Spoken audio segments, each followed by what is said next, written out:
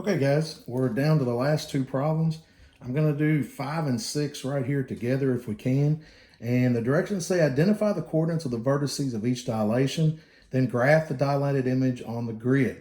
Use the origin as the center of dilation. And so number 5 says triangle QRS will be dilated by a scale factor of 2 to form triangle Q prime, R prime, S prime. So if you know that the scale factor is 2 down here, is this going to be a reduction or an enlargement?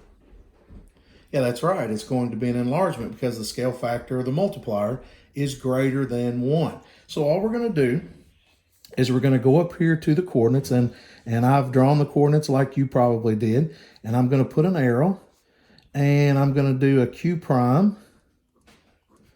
Okay, and so I'm going to multiply each one of these by 2. And so 2 times 1 is 2. 6 times 2 is 12. And then I'm going to go down here to R. And I'm going to multiply each one of those by 2. And I'm going to get 10 and 8. And again, I'm multiplying by the scale factor right there.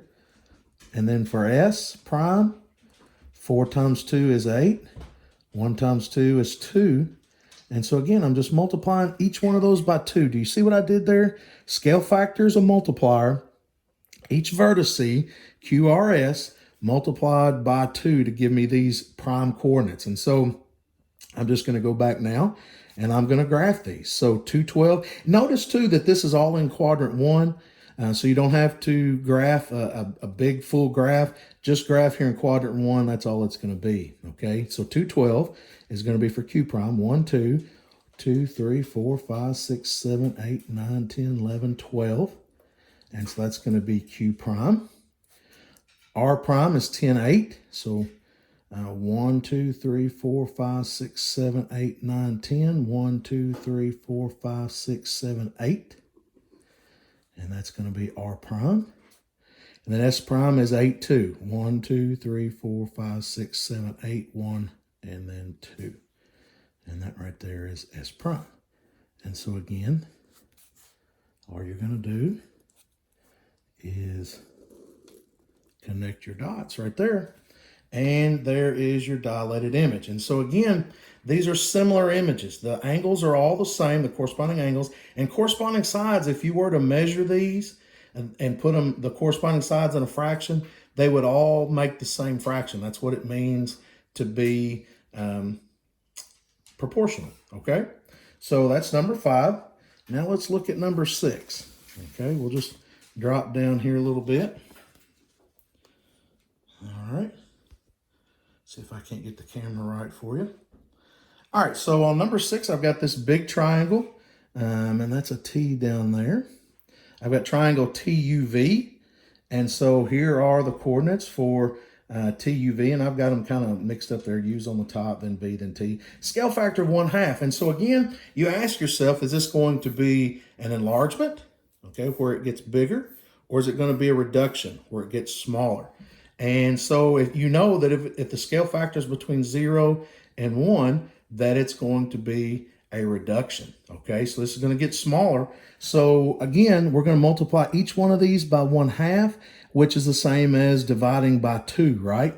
So for U prime, if I multiply each one of these 6's by 1/2, you know that I get 3 and 3. All right, multiply V here by 1/2. And V prime is going to give me 2 divided by 2 is 1.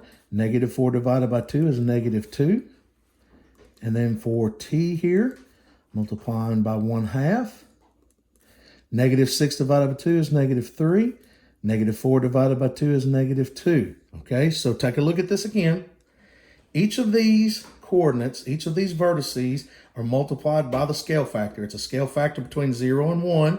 So that means that it's going to be a reduction. And so you see that these got smaller, right? So let's see if we can't go ahead and graph these.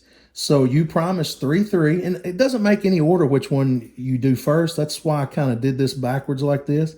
You don't have to do it in alphabetical order. It's going to be the same thing. So 1, 2, 3, 1, 2, 3.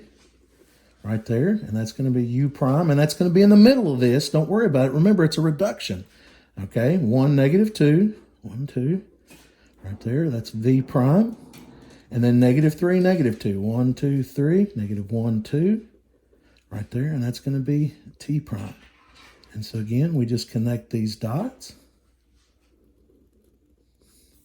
And there you have your dilated image. Now again, those lines should be parallel to one another, but without me using a straight edge, that's the best it's going to get. Hopefully you've got a straight edge and you're going to be able to use that and you're going to make some really neat figures because you can do that, okay?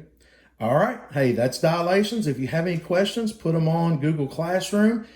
Be looking for an assessment of some type today, this afternoon maybe to do, or in the morning. It has been IXL, but we may find something different or something better, maybe just to change it up a little bit, okay? Hey, I miss you guys and I love you.